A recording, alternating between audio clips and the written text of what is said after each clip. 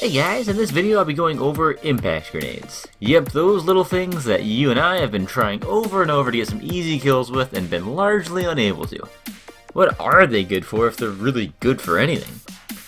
Let's start with the problem they seem to have, at least in combat. They have a minuscule blast radius, and the damage falls off substantially if the blast is even a small portion away from the target.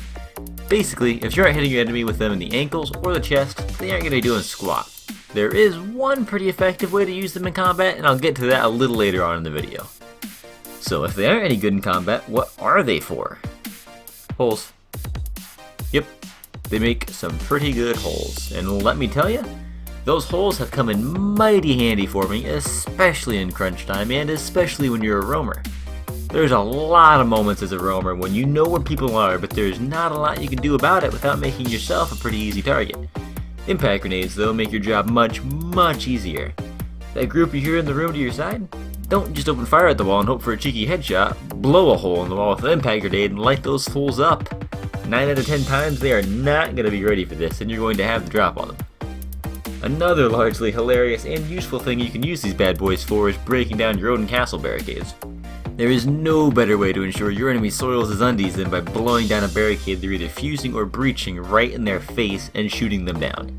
Obviously, if it's a door, their feet are the easy target. Windows are where this largely comes into play.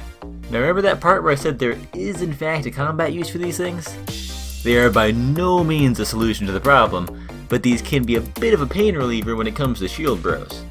If you've got one of them turtling towards you, lobbing these just around their shields, or in a pinch, aiming for their hands is a good way to at least scare them off for a while, and at best, downing them. One other small thing I would like to mention about these is that they are a great finisher. If you've downed somebody but don't quite have an angle on their poor, bleeding body, finish them off with one of these puppies. Anyways, that's all I've got for this video. If you've got any ideas for future School of Tactics videos, I'd love to hear them in the comment section down below. If you like this thing you just watched, maybe subscribe to see more. If not, make sure to let your friends know that I suck. And as always, thanks for watching, I do hope you enjoyed, and I will see you next time. Bye bye.